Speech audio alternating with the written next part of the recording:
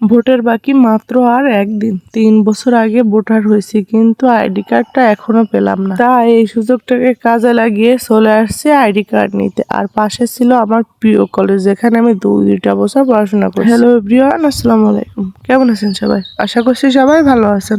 Voter হয়েছি তিনটা বছর আগে, কিন্তু এখনো আইডি কার্ডটাই হাতে পেলাম না।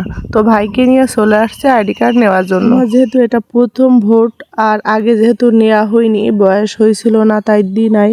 তো ভাবলাম সুযোগটা কাজে লাগিয়ে নিয়েই রাখি। কিন্তু দুঃখের বিষয় হলো এখন নাকি দিবে না, আরো 1 মাস আগে থেকে বন্ধ করে দিছে দেওয়া। তাই ভাবলাম আসছে যখন, তখন আমার প্রিয় কলেজ রামপাল সরকারি কলেজ, এটা অনেকেই চিনবে। তো এখানে আমার দুইটা বছর পড়াশোনা করছি, অনেক স্মৃতি এখানে আমার। ভাবলাম আসছি যখন একটু ঘুরেই যাই। আজ 3-4টা বছর পরে এই যে আসলাম কলেজে, কিন্তু কলেজ ছিল বন্ধ। এমনি শুধু কলেজটাই দেখে গেলাম, ভিতরে ঢোকার হলো না। এখানে বিজেপির ক্যাম্প নির্বাচনের জন্য কার্ড পাইলাম না, কিন্তু কার্ডের উদ্দেশ্য করে কিন্তু কলেজ থেকে অনেক দিন পর ঘুরে যেতে পারলাম, দেখে যেতে পারলাম। এটা ভেবেও কিন্তু খুবই ভালো লাগতেছিল।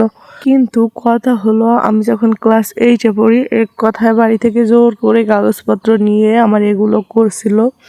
তো বয়স যেহেতু হয়নি, কার্ড যখন দিবে না পরে দিবে, আগে করার কি দরকার ছিল? শুধু হয়রানি। আমি কিন্তু আরো 2-1 বার আসছি এটা নেওয়ার জন্য, আসলে বলে বয়স হয়নি। কিন্তু আমি একটা অনলাইন কপি বের করে নিয়েছিলাম শুধুমাত্র সিম কেনার জন্য, তবে সেটাও কিন্তু হারিয়ে ফেলছি। কলেজে যেহেতু কেউ নাই, আর আমি হুটহাট গেছি, কেউ বলে যেতে পারিনি, কারোর সাথে দেখাও করতে পারিনি, তাই তাড়াহুড়ো করে বের হয়ে চলে আসলাম পার্কে।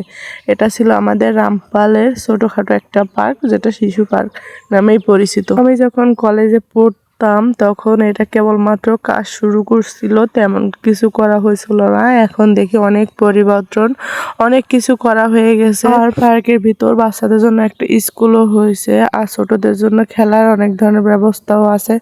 আর এই যে শাড়িকে কাজে লাগিয়ে পর্দা বানিয়ে কিন্তু কাপড় বসে আছে। তো তাদের ডিস্টার্ব না করেই বের হয়ে গেলাম। সেখান থেকে চলে আসলাম আমাদের রামপালের ঐতিহ্য বলা যায় চিফেলতলা ব্রিজ। যেহেতু আস্তে আস্তে দুপুর হয়ে গেছে, রাস্তায় কোথাও গাড়ি পাচ্ছিলাম না, তাই একটু ব্রিজে উঠলাম। এটা অনেক আগে হয়েছে, কিন্তু আগে আমি কখনো উঠি নাই, এই প্রথম উঠলাম। ব্রিজের কাজ এখনো যদিও পুরোপুরি হয়নি, তো অনেকে কিন্তু এখানে ঘুরতে আসে, জায়গাটা খুবই ভালো। তো আমি এই প্রথমই আসলাম, আর বাড়িতে এসে দেখি আমার ভোটের স্লিপ চলে আসছে। আইডি কার্ড পাইনি, তাতে কি স্লিপ কিন্তু ঠিকই বাড়িতে চলে আসছে।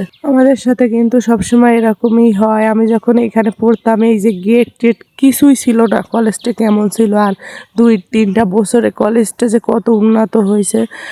স্কুল হোক কলেজ হোক, যেখান থেকে চলে আসি তারপরেই কেন যেন বেশি উন্নত হয়। আপনাদের সাথেও কি এমনটা হয়েছে? হলে কমেন্টে জানাবেন।